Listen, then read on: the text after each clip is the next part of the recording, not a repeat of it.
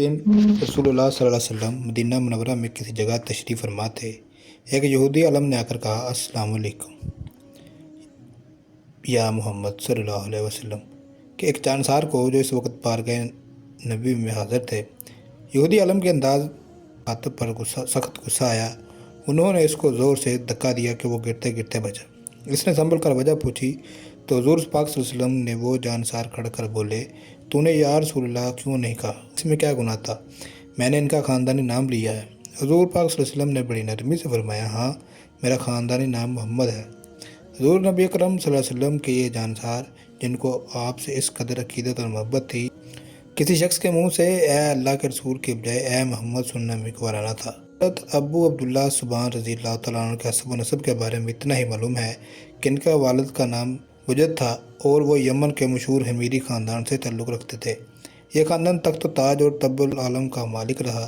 मालूम नहीं किया कि इफ्ताद पड़ी कि हज़रत सुबहान को गैरों की ग़ुलामी इख्तियार करनी पड़ी। इसी हालत में वो बारगाह रिसालत में पहुँच गए। हुज़ूर सल्लल्लाहु अलैहि वसल्लम ने इनके चेहरे पर शराफत और नजाबत के आसार देखे तो आप सल्लल्लाहु अलैहि वसल्लम का दरिया करम जोश में आ गया। आपने इन्हें खरीद कर आज़ाद कर दिया और फरमाया, अगर चाहो तो अपने ख़ानदान में चले जाओ, मेरे साथ रहना पसंद करो तो मेरे घर वालों में तुम्हारा शुमार होगा। हज़रत सुबहान रज़ी अल्लाह तआला अन्हु ने फ़ितरत सईद अता की। उन्होंने अपने ख़ानदान और वतन पर बारगाह नबूवत को तरजीह दी और गर्ज की, या रसूलल्लाह, मैं आपकी खिदमत में रहूँगा। और फिर वो खलवत और जलवत, सफ़र और हज़र में हर हालत में हमेशा रसूलुल्लाह सल्लल्लाहु अलैहि वसल्लम के साथ रहे। अगरचे उन्होंने इनको आज़ाद कर दिया था, लेकिन उन्होंने हर वक्त आपकी ग़ुलामी इख्तियार कर ली और यूँ ज़िंदगी भर दुनिया और आखिरत की साथ समेटते रहे। हज़रत सुबहान रज़ी अल्लाह तआला अन्हु न सिर्फ हुज़ूर के हर हुक्म की तमील नायत मुस्तैदी से करते थे, बल्कि आप सल्लल्लाहु अलैहि वसल्लम के हर इरशाद को भी हर ज़बान बना लेते और अपनी ज़ाती ज़िंदगी में भी इस पर अमल करने में कोशा रहते थे। मुस्नद अबू दाऊद में खुद इनसे रिवायत है कि एक दिन रसूल पाक सल्लल्लाहु अलैहि वसल्लम ने फरमाया कि जो शख्स इस बात का अहद करे कि वो कभी लोगों से सवाल न करेगा, मैं इसके लिए जन्नत की ज़िम्मेदारी लेता हूँ। मैंने अर्ज़ की, या रसूलल्लाह, मैं कभी किसी इंसान से कुछ ना मांगूँगा।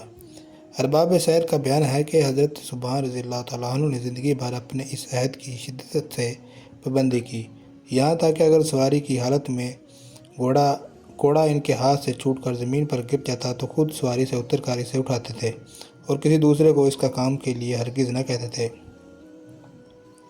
हाफ़िज़ इब्न हजर अस्क़लानी रहमतुल्लाह अलैह ने अल-सबाबा में इससे मिलती जुलती रवायत इस तरह बयान की है कि एक मरतबा रसूलुल्लाह सल्लल्लाहु अलैहि वसल्लम ने अहले बैत के लिए दुआ की।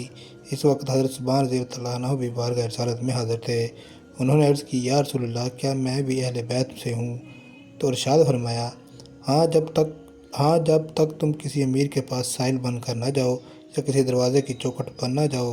हज़रत सुबहान रज़ी अल्लाह तआला अन्हु ने इसके बाद उम्र भर किसी के सामने दस्ते सवाल दराज न किया। हज़रत सुबहान रज़ी अल्लाह तआला अन्हु जिस दिन से नबी रहमत सल्लल्लाहु अलैहि वसल्लम के दामन रहमत से वाबस्ता हुए, आपके वसाल तक बराबर आपकी खिदमत करते रहे।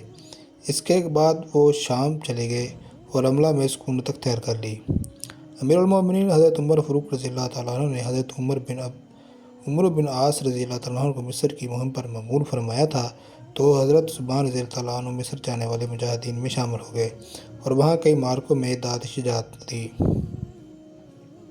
मिस्र से वापस आकर हमस में घर बना लिया और वहीं मुस्तकिल इकामत अख्तियार कर ली।